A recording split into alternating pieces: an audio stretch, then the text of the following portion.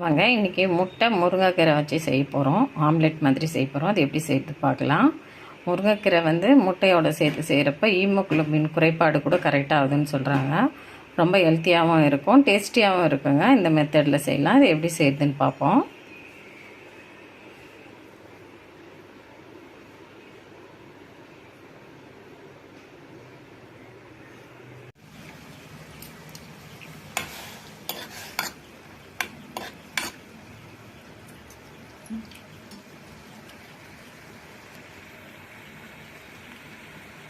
முருங்கைக்கீரை பாருங்கள், சுத்தமாக வாஷ் பண்ணி வச்சுருக்கேன். தண்ணியில் போட்டு கொஞ்சம் நல்லா அலசி வச்சுருக்கேன். அதையும் அப்படியே போட்டுக்கலாம்.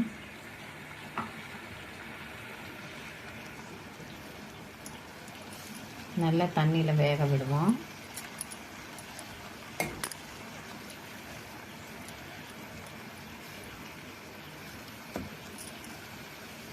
உப்பு, பூண்டு, வெங்காயம், காஞ்ச மிளகாய் இவ்வளோ தான் போட்டிருக்கோம். இது நல்லா வேகட்டும். வாங்க 2 முட்டை உடச்சி எடுத்துக்கலாம்.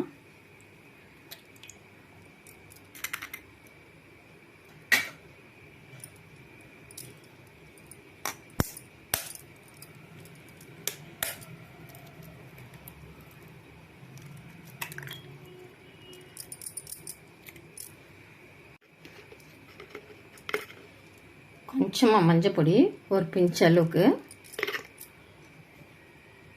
மிளகுத்தூள், பிளாக் பெப்பர், தேவையான அளவு சால்ட்.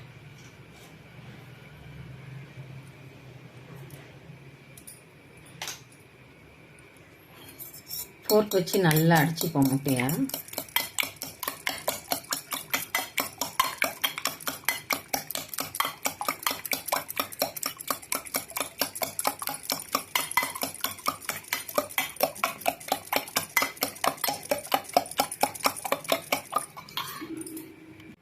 அடுப்பில் பேன் வச்சு எண்ணெய் கொஞ்சம் 2 ஸ்பூன் அளவு போட்டுக்கலாம்.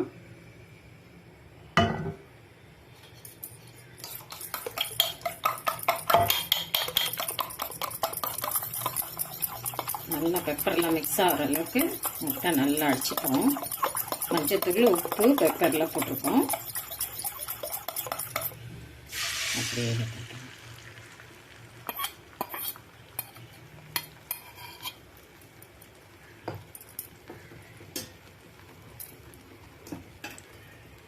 முருங்கைக்கீரை நல்லா நம்ம பூண்டு பொடியாக நறுக்குனது, வெங்காயம் எல்லாம் போட்டு வேக வச்சு வச்சுருக்கோம். அப்படியே எடுத்து கொஞ்சம் கொஞ்சமாக எல்லாம் வாரத்துக்கு 2 முறை இந்த மாதிரி செய்து சாப்பிடுங்க. ஹீமோகுளோபின் குறைபாடு லெவலில் கரெக்டாக ஆகிடும். பாருங்கள், செக் பண்ணி பாருங்கள். நான் செக் பண்ணி பார்த்துட்டு தான் இது இந்த வீடியோ உங்களுக்காக போடுறேன். ஃபுல்லாக நல்லா அனுமதி பரப்பி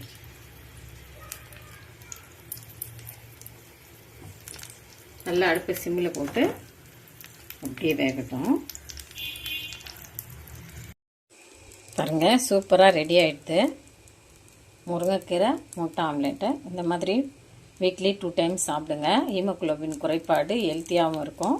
ப்ரோட்டீனும் அயனும் நிறைஞ்ச முட்டை ஆம்லேட்டு, முருங்கைக்கீரை முட்டை ஆம்லேட்டு.